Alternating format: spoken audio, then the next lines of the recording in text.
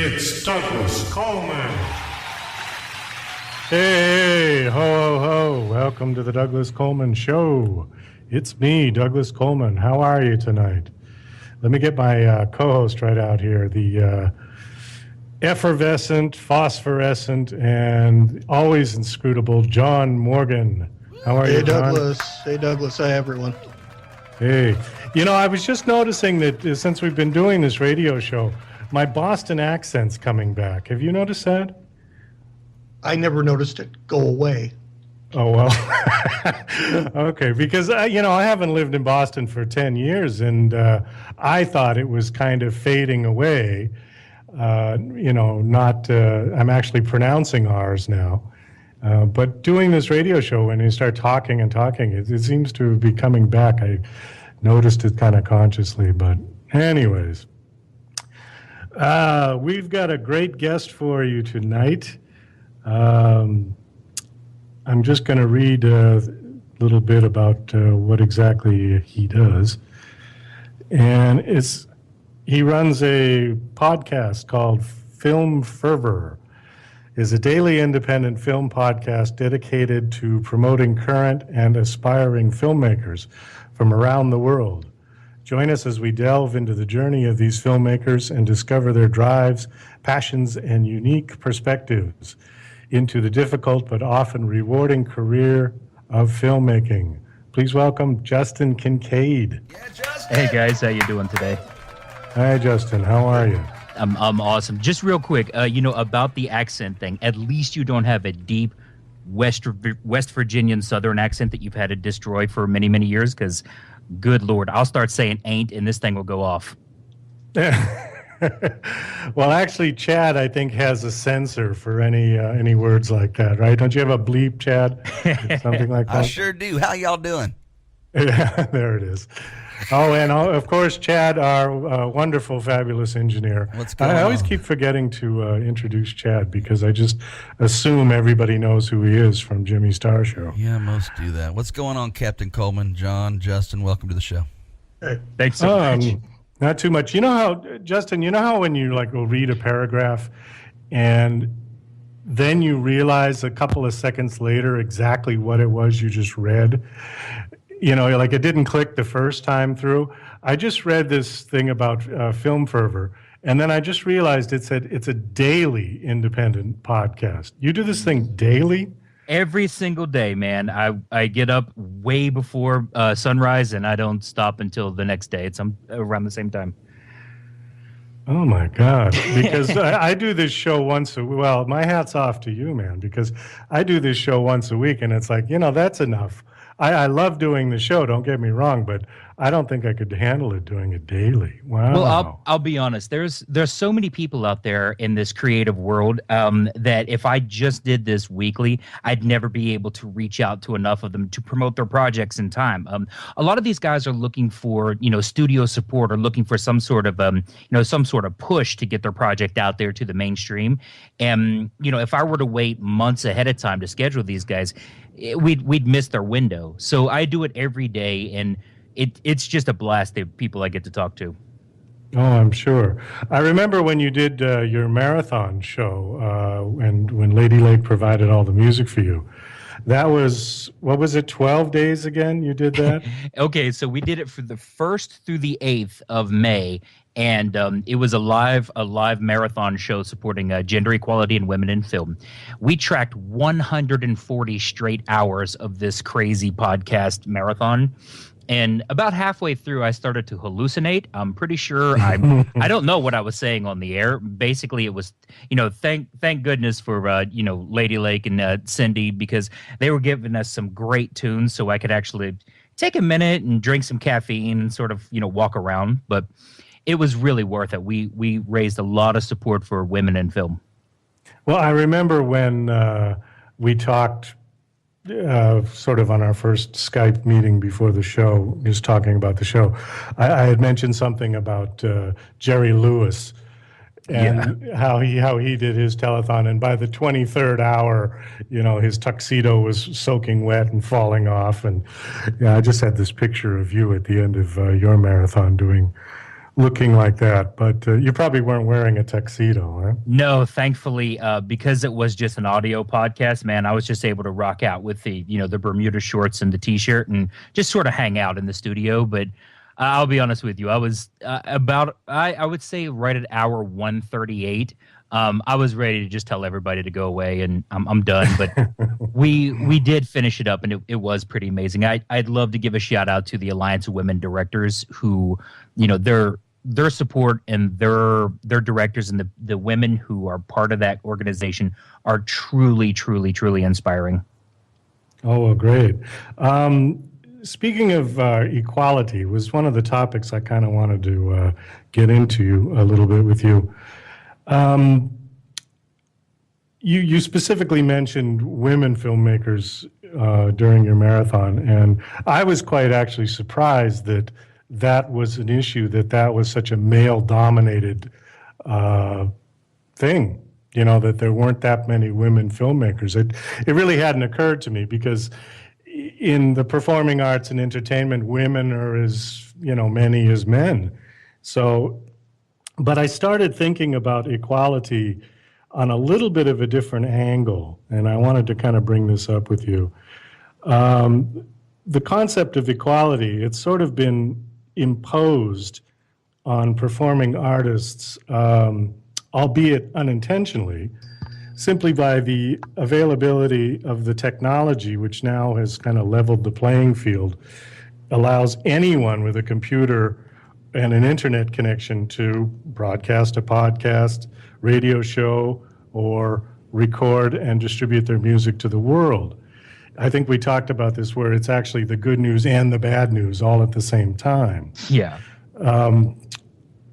My question to you really is, with all the people that you talk to, all the film producers and things like that, are they having the same issues as musicians are, of to kind of having to compete on the same playing field? Like, for example, a producer would have to compete on the same level as like some guy who uploads a video of his cat playing with string and it goes viral on YouTube and gets 4 million hits. Are they having to, people that are putting in hours and hours and hours trying to make a really great film or a really great show? I mean, are they finding that as well, that they're just on the same level as people with cats playing with string? I don't think so. No. When you're talking about a film production or a TV show production, you're talking of a collaborative effort of hundreds and hundreds of people, and you're also talking about budgets and technology that is sort of outside the realm of your amateur kind of person. But getting into some of the higher quality technologies that we do have out there right now, it does open up sort of the gate to anybody doing creative storytelling. But where the producers and the directors and things on the film side really have that benefit is that, number one, they've got the experience and they've got the connections to put together a high quality show or film. And I don't think that there's a lot of competition really in that sort of market, from the upper echelon to the lower echelon. What it does do beneficially, however, is it does raise the bar of what we, and I'm going to use air quotes here, professionals sort of have to put out there. Because I've seen some incredible web series and amazing things uploaded, as you said. But the cat video and the dancing babies and things like that, those are interesting fads, but they don't really have any staying power when it comes to creative storytelling. So comparing the two would be like apples and oranges. I mean, you can't really say the guy uploading something about his baby or his cat or something like that is on the same par with somebody doing creative narrative storytelling. Okay, well, you know what? That's very encouraging, and actually I'm glad to hear that, because as a musician, it's not the same thing. I was, in fact, John Morgan and I were involved with a website called mp3.com several years ago, which was really one of the first music sharing, not like Napster, not that kind of sharing, but like where artists would upload their music and it would be artists supporting artists, kind of like what Reverb Nation does now. Yeah. And this was like really one of the first ones. And it was really an eye-opener for me because you had really, really great musicians alongside these people that were just beyond awful. And everybody was on the same page. And it made you wonder, well, okay, if somebody really has some talent, how are they going to get noticed when they've got the guy with the cat video and the string right next to him, you know? And I don't know, I just can't figure out, like, music has gone such DIY now, and perhaps where you see a lot of these web series that you're talking about, it's moving away from NBC, CBS, ABC, Paramount Pictures. You know, now there is more opportunity for independent people to just go out there with a webcam and do something and actually make a good documentary or a short feature, whatever, which really wasn't possible 20, 30 years ago when the technology wasn't there. It was too expensive for most people. So with music, what I'm saying is that there's like a point where somebody like me will, you know, get out there, get their music produced, get on all the websites, Twitter, Facebook, blah, blah, blah, and start building your stats up. And you get to a certain point where you seem like you've gone as high as you can go. And how do you jump over to the next level? That's always been my kind of dilemma. Do you have any tips for me, Justin? Do you have any insight on that? On the entertainment side, like in general, honestly, connectivity with the fan base. I mean, a lot of people who find this sort of flash in the pan success and they're building their stats and everything, they forget that the people who got them that level of success are the people listening. And the interesting thing about some of the projects that I'm working on right now, they're all focused on interactivity and you know, two-way communication with the fans. And I think that's really where we in this new media have a tremendous benefit over something like a studio production. And the reason I say that is because, you know, when you create something, I'm going to talk from film for experience, but when you create a film, sometimes it sets in the studio for several years until it gets, you know, put out there, it gets promoted. You have to wait on many different aspects but by doing it independently and online, not only can I connect with my fans immediately, but I can also start, you know, giving them trailers and giving them sneak peeks and things that they would otherwise not be able to get involved with. I can rope in my actors, for example, and say, hey, guys, let's sit down. Let's all do a Skype conversation with the fans on a live sort of broadcast and basically have a Comic-Con style panel right there for the fans. And the second and third screen sort of creativity that we have now, and that's, you know, smartphones and tablets and things when you're watching these shows, it gives us this level of connectivity that I think a lot of people are not utilizing. So, you know, kind of a roundabout way of saying it, the way to get more people and more engagement is to go out there and respond and reach out individually to new people and say, hey, I see that you like this. This is what I produce. Check it out, you know, and don't just leave it at that. Don't just leave it as like an automated thing. Say, hey, did you like it? And have that correspondence, because we exist in a world of complete exposure and complete communication. So if you basically embrace that communication and understand that, you know, the fans out there are the ones who got you where you are, that's how you push past those plateaus and you know, you sort of elevate yourself beyond the others who forget sort of that humility.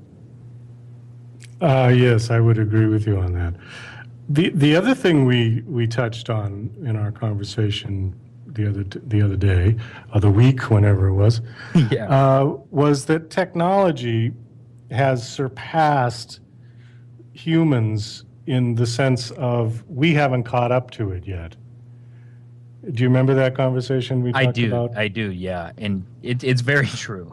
We do sort of have a we have so much available to us right now that we sort of forget the humanity aspect of it. You know, that we're able to create these amazing things just with smartphones and our laptops, but we take away the human element when we sort of do that. I mean, I would rather have on a film crew, I would rather have a crew of 25 people than one guy with a phone and a laptop. Because that personability and that connectivity with other people, it just breeds success, and it breeds creativity. But I do think that we as a species need to sort of either evolve quicker or rein back the sort of automation that we're giving our technology, because if we let technology do it for us, we just become complacent. Well, one of the things that this has now become part of what I consider modern music or major label music is that there's much less human interaction in creating the music than there was. So much of the music is created with computers. And even the people on stage these days, oftentimes they don't bring a band. They have a few dancers. Everybody is lip syncing to a backtrack. In terms of cost for the promoters, the cost went way down because now they don't have to pay for 30 people and 5 big rigs to carry all the equipment around. They just have everything on a computer or on a tablet or something. This was one of the big issues in New York on Broadway about 20 years ago or so, where a lot of the Broadway theater owners wanted to replace the orchestras with CDs at that time. And of course, the musicians' unions went apeshit. And they said, no, you're going to put hundreds of people out of work. And then, of course, a lot of the fans and people of the theater crowd said, well, that would destroy the whole magic of it, because the whole point is that it's live music with a live show. If you do the music on CD, you've eliminated 50% of the live aspect of the show. Yeah, I mean, I was shocked the other day when I sort of started looking into it about how much is created on the computer. I mean, I guess I'm spoiled. Growing up in the 80s, when I hear about a band or I go see a band, it's people with music, schlepping around these instruments and all this musical stuff, all the speakers and all the mixers and everything. And it gives a more visceral experience. And I don't know, I sort of miss that. I mean, I understand that, like when you're in a club scene, there's a DJ with his mixer boards and all this kind of stuff. But the fact that he's really doing it from an iPod and, all that stuff up on stage is just for show, it's really disheartening. I mean, I sort of lose faith in humanity when I see things like that, because, it's all pre-recorded. It's all just, instant gratification nonsense. It really does. It really does take away from the majesty of, entertainment creativity, in my opinion. Oh, I agree. And even there was a funny quote by Gene Simmons of Kiss, who said, he went on a rant about it, and he said, tell your kids don't bother to take guitar lessons anymore because nobody wants a guitar player. Right. As kind of awful as that statement was, he was actually correct in a certain sense, because guitar bands and things really aren't what the major labels are pushing on everybody. If you go on to YouTube, as far as I'm concerned, what the major labels are pushing is the equivalent of the guy with the cat and the string, because it has no substance. It has no human fingerprint whatsoever. It's all manufactured. It all looks the same to me. It certainly all sounds the same to me. I couldn't tell one from the other.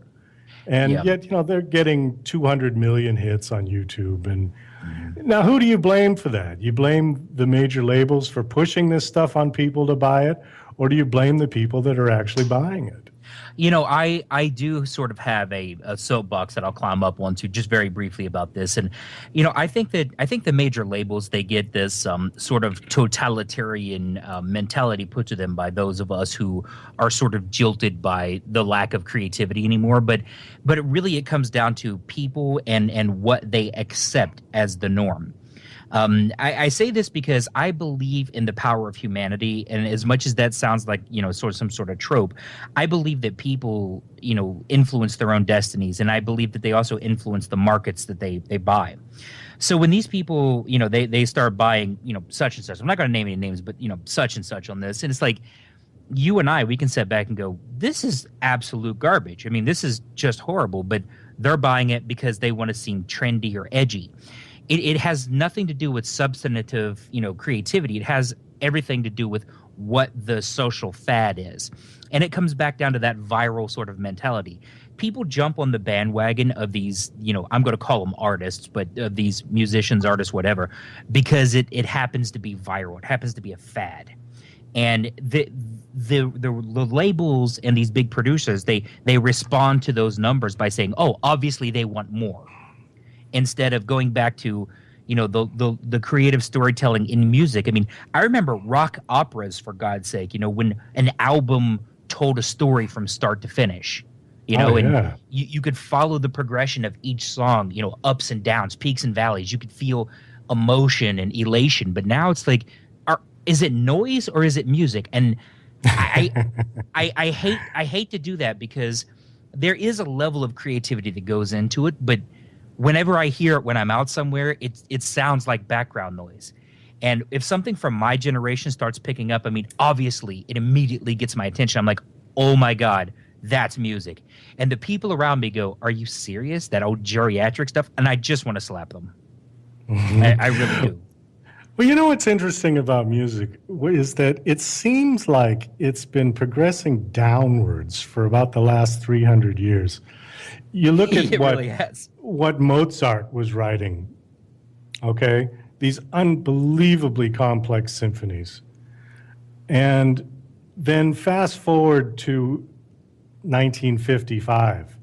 You wonder if Mozart was alive back then, if he would have rolled over and threw up when he heard something like Buddy Holly singing Peggy Sue, Right. Because it was just a simple little 3-chord song, which, was so elementary to somebody like Mozart. Then, graduate through the 60s and 70s, where the music actually got quite complex, to now where, like I said, most of it's created by a computer. One of the issues that I have about the way music is produced these days is that it starts with a computerized rhythm track. That's the foundation. Yeah. I'm completely lost to record like that. I could never do it. I could never, ever write a song starting with a computerized rhythm track. I start at the piano and find a melody and maybe have some lyrics. The rhythm track is absolutely the last thing that goes on. And now it's the first thing that goes on. But all they do is build from the computer side and then add the people later.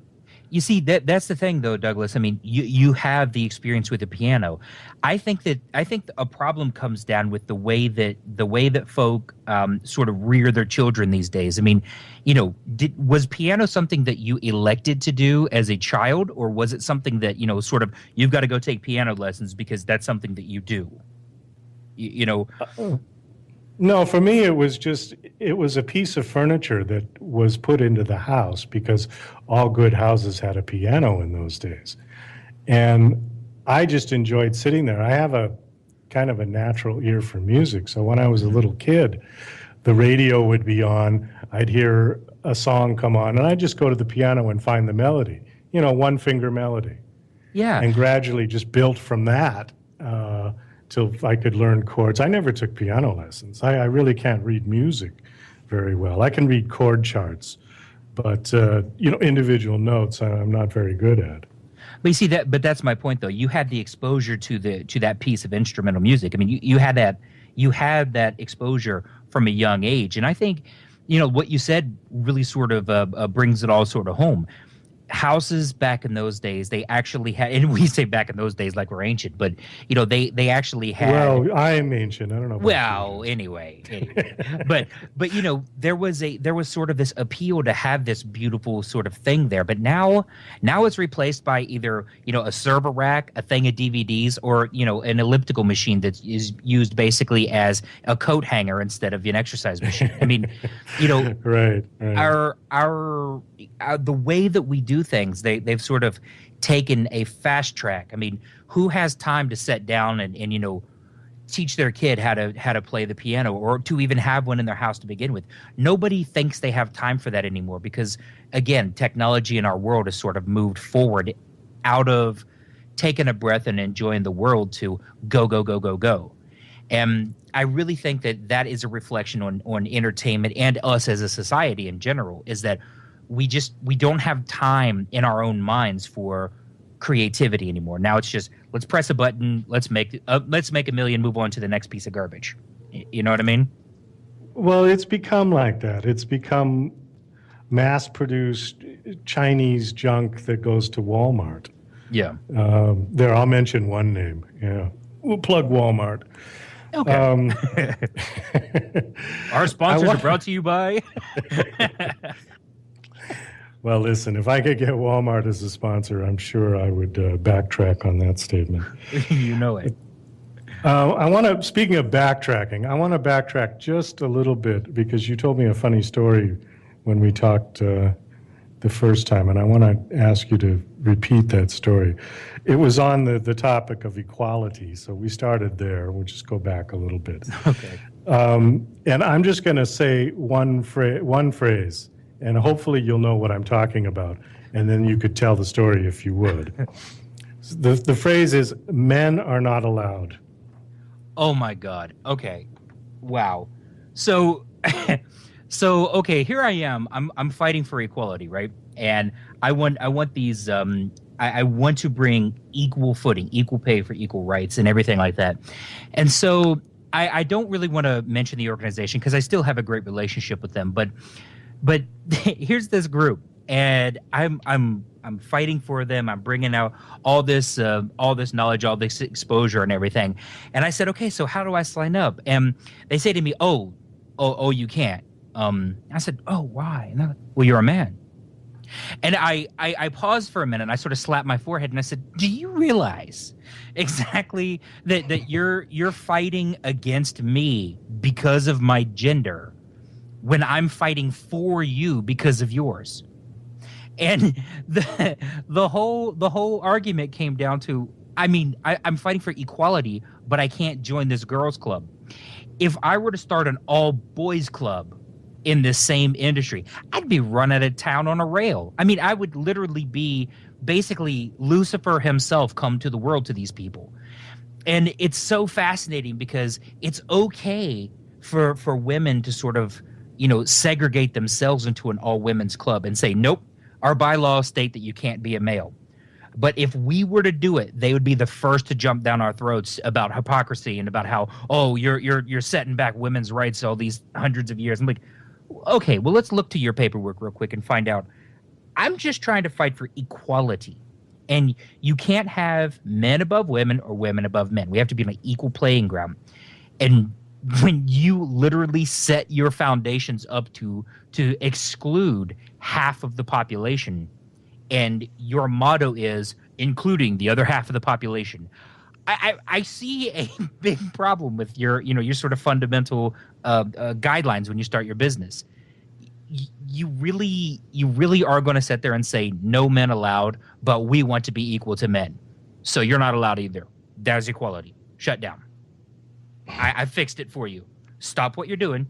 I fixed it. You're equal because you're not allowed either. Done. Oh my God. One thing that it's a great story. It's very funny. It's ironically funny, or pathetically funny. Pathetically, I would go that way. Yeah.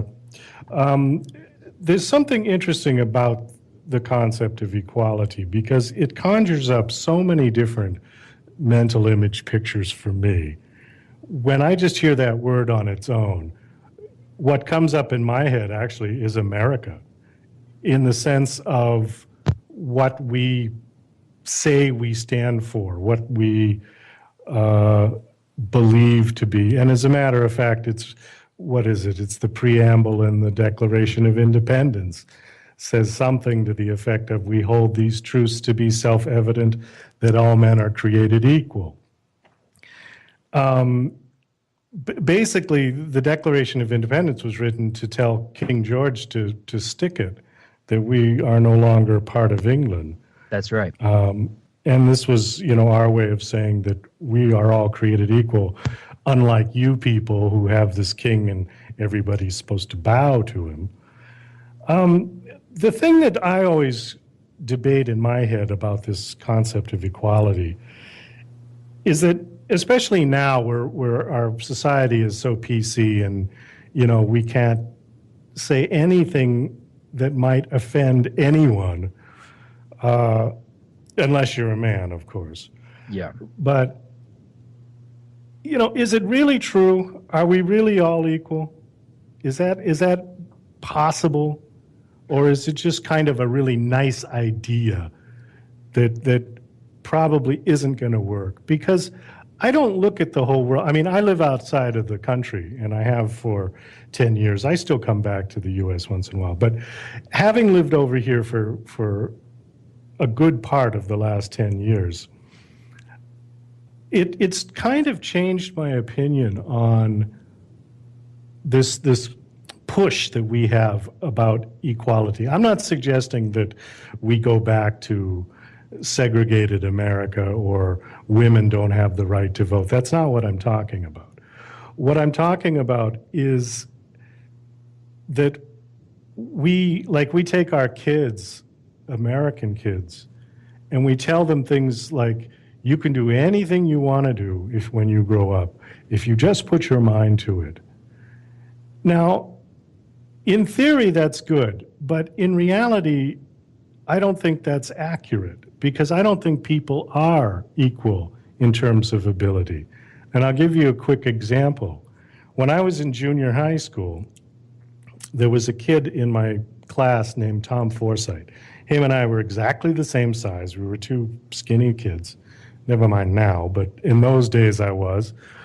And we had gym class together.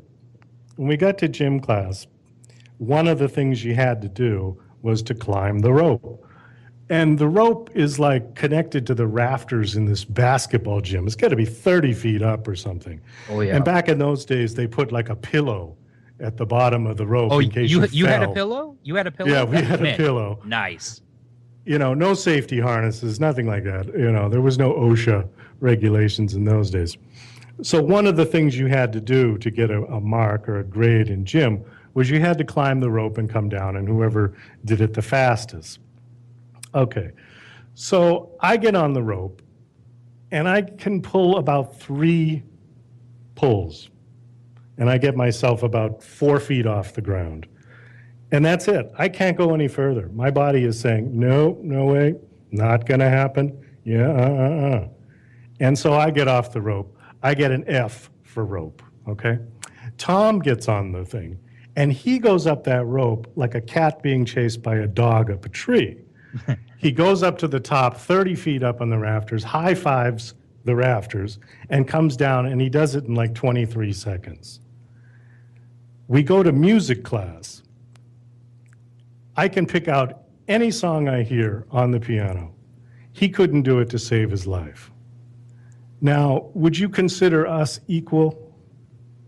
Okay, I don't believe that. I think that people forget what we're talking about when equality. I do not think we're all equal. I don't think we're all the same. I mean, believing that we should see everyone the same is sort of the root of failure of our society. We're all made of different colors and different cultures. So we have different genders and different ages with different views of opinions. We're all different in that regard.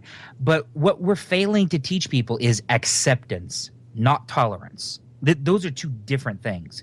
Yes, we're all different. Yes, I mean, but it's that very reason for those differences that we should teach and practice acceptance. I mean, When I speak about equality, I'm speaking about equal treatment for all human beings, not just for women and men or black and white, and not for believers or unbelievers, but I speak for equality for all humanity on the fact that you should be accepted for your choices and your skills and, your abilities, not judged or prejudged for what you can and can't do versus your older brother or, this guy that you knew in school.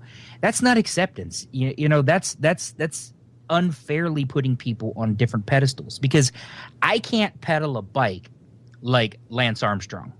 You know what I mean? I can't do that. I'm not that guy. And, I can't create music like you can, but I have skills, and my skills, they allow me to connect people and they allow me to inspire people. And these things that I do, they are equally important when we're talking about humanity and society, because we all fill a role. Whatever that role is, we all fill a role. And if you take it as high concept, as a high concept of equality, we're not talking about what you can do with your personal skills and what I can do with mine. We're talking about how I treat you and you treat me. That's what we're talking about. And go ahead. I was just going to say, one of the concepts that keeps popping up in my head is something that came out, I don't know if it came out in the 70s or what, but it was embrace diversity. Mm-hmm. For me, again, it's going back to this idea that we're kind of stating the obvious. And perhaps embrace diversity means what you said about we have to teach acceptance. Mm-hmm. But as Americans, where all of us came from somewhere else, and we are a model to the rest of the world, how all the different races and religions, and we can all get together and we can all live in one country with one government under one flag. Why are we embracing diversity? Why don't we embrace our similarities? Okay, we know that he's black, I'm white, she's a woman, I'm a man, he's gay, she's straight. This one, believes in Jesus, this one doesn't. Yeah. Who cares? Who cares? Why don't we just embrace our similarities? We're all human beings. We all want better things for our children than perhaps we did. We want a safe life. We want to be able to earn a decent living and not have to worry about starving to death. Why can't we come together on those levels rather than worry about, oh, well, if this one is black or this one, then we have to have quotas and we have to do this and all the affirmative action. I mean, this whole thing, I think, has gotten way out of hand. I think we're not giving the right message. The day the world comes together is the day that the green Martians attack us. That's when we're going to all turn our guns, instead of pointing them at each other, we're going to be pointing them at the sky. And everybody's going to forget about the fact that, oh, he's Jewish and he's Muslim, and that's all going to go away immediately. That I couldn't agree more. I mean, even in the arguments of, promoting acceptance and diversity, you're right. We do forget that whenever you see these arguments and these protests, it's always about separating a group. Gay rights or black rights or women's rights and all these things. But what about human rights? What about we the people? Where's that mentality? And I'll be honest with you, with going back to sort of the technology and the way that we've connected each other in the world, we are more connected to one another than we ever have been in our own long history as humanity. But we are further apart than we ever have been as a people, as a connected people. And it is my profound wish that, the promise of this world of connectivity and technology kind of illuminates a path to that place where we can unite humanity under a set of unified people rules, instead of black or white or men or women or as you say, straight or gay or any of these differences. We set ourselves up. Republican. Oh, don't even get me started. but yes, absolutely. I mean, the truth is that even when we're sort of toting our banners for self-acceptance and for equality, we're segregating ourselves by the very notion that we have different banners. You know, it's like, okay, well, wait a minute. You don't support gay rights? Oh, you must be one of these people. Don't set me up for that. I mean, you're literally putting words in my mouth, telling me what I can and can't believe because I don't fit to your little idea of a box. I mean, don't do that to people. I mean, we have this profound capacity as the human species to lead ourselves forward as one people and identifying ourselves as the human race, not just these different ideals and these different sects and these secular sort of beliefs, but we as a people. And you're right, as soon as we accept that we all want the same things in our lives, we want happiness and comfort, we want to believe what we want to believe instead of being told what we have to believe. We want to make a living, we want to earn comfortably, we want to live comfortably. We want to die with dignity. These are things that we all sort of want. And if you take all of the crap out of it, all of the different ideals and all the different reasons and way to reach that utopia, the final message is we want to be happy, we want to be safe, and we want to be together. These things fundamentally are the ways that we can basically create a new world with the same foundations that we already have. Let's just learn from the past and move forward. That's all I have to say about that. Let's just learn from the past and move forward. This is actually what Gene Roddenberry tried to create with the original Star Trek, was that kind of utopian society where he took, one from each country and put them all on a starship, and they're all out there, going around looking at other planets and other places. There was so much message in that show. I think people forget that there really was a lot. It went a lot deeper than it probably looked.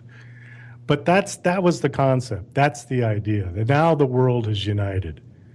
United Federation of Planets, I think it was called. It was. And look what they did. They eliminated the one thing that we always fight over, and that's money.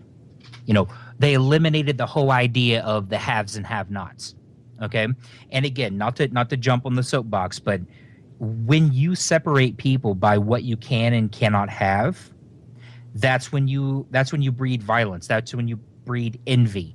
That's when you breed all of these things and saying, well, wait a minute. Why do I have to work 80 hours a week in order to provide the barest minimum while this guy basically sits in Maui and generates $100 million a year just by being there and doing something? It's like the whole idea of the society in Star Trek was, they've eliminated financial gain and they came together as one people to explore the universe as the human species. To say, okay, well, We're not Chinese or Japanese, or we're not Americans or Canadians. We're humans. We're from different parts of this shiny little globe that we're on, but we're humans. And as soon as we realize that as a people, as soon as we sort of follow with the idea of these titans that we've made on these screens, as soon as we embrace that acceptance and we say, okay, let's set our eyes to the horizon. Let's go out there and look into the stars and say, let's see what's out there.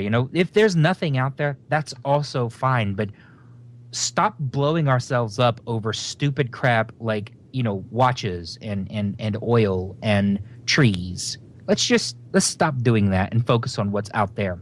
Because I think we have grown as far as we will grow in the current sort of status quo of humanity. I think we've reached an apex, and we sort of have to delve back into the universe and those great mysteries of what the universe is made out of, where we come from, where are we going? Is there anything out there, or are we special? Are we unique as a people? There and the science behind it is there, it exists, but there's no fact. There's only theory. And I want to see something like NASA come back. I want to see these great organizations come back and put people on Mars and put people outside of our solar system, and to create something where we can actually aspire to something other than, let's not choke ourselves to death on pollution. That's a great goal, but it has no future. It's like, okay, well, we can still live here, but then what? And that's where it is. It's like, then what? What's next? It was interesting you mentioned how even though technology has brought the world together and made the world so small, the smallest it's ever been in history, in terms of how you can connect from here to here. It wasn't that long ago when somebody from LA was absolutely thrilled about somebody from New York, because it seems like, they were so far away from them, and the culture and the thing. Now somebody from LA and somebody from New York, you could hardly tell the difference. When I came to Thailand, it was interesting because I didn't speak the language. But if I went into a computer shop, I could talk to those people speaking Windows. And that was the most interesting thing to me, because I could go in and say, computer, file, tools, options. They knew all those words, only because that's how they could, use Windows. They've used Windows so many times that they knew those words, keyboard, mouse, RAM, gigabyte, all that stuff, no problem. Beyond hello and goodbye, we got lost.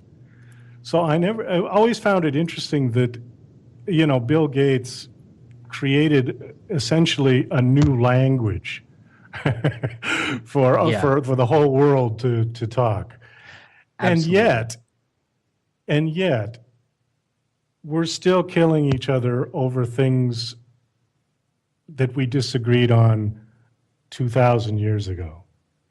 I know. I mean, you're right. Yeah. Now, even better than that is that I can take my smartphone, speak something into it, and have it translated on the fly, and say that to a person that I do not know their language, and they will understand. And not only that, they will be able to speak to their phone, and that technology will communicate for us where we're physically and intellectually unable to do so. That is the connectivity, and you're right. I mean, we can now reach out, but again, with that connectivity, we're further apart as a people than we've ever been.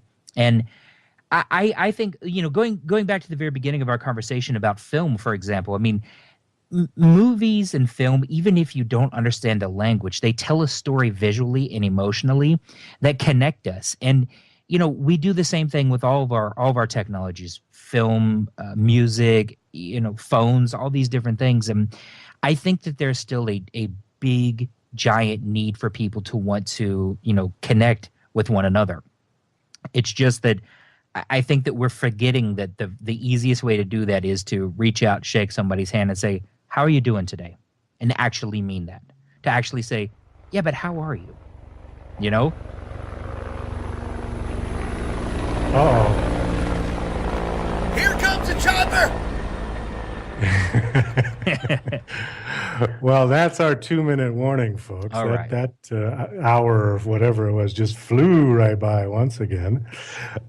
Give us a quick rundown on any current projects that you're working on right now, and also how people can get a hold of you and your websites, all that kind of stuff. Absolutely. So the biggest project that I'm working on right now is my first foray into the actual visual creative storytelling, and that's with the Gypsy TV series. Angel and Misty Cozart wrote this amazing, amazing story, and it's a phenomenon. It's not just a TV show. It's a phenomenon, and it does span borders. So you can check us out at gypsy.tv. You can go to Gypsy TV series on Twitter, just add Gypsy TV series. That's the big push. But if people listening want to talk about entertainment or talk about their films on this daily podcast, which I still think is insane, but okay, they can just go and check out filmfervor.com. There's always new stuff. There's always new people to listen to. And, of course, Douglas Coleman, man. I mean, we play in your music on our live shows because, man, we love it. So, Thank you. I appreciate that. Oh, trust me, man. It's really our pleasure. So that's where you can check us out right now. I mean, there's still a lot of big things on the horizon, and you can always, as they say in the business, man, check this space. Absolutely. Well, I want to thank you, Justin, for coming on the show, and we need about 3 hours, I think, to talk to really get into everything. That just went by so fast. We're just getting started. I know. I'm just warmed up, Douglas, but thanks so much for Yeah. having me. I had a blast. And John Morgan, are you still awake? You still there? Nope, he's gone. I think he just fell asleep. We didn't get a word in at all. All right, and thank you to Chad. And next week, we're going to have Cindy from Lady Lake. And she's going to be here, and we're going to have a light and fluffy conversation for a change.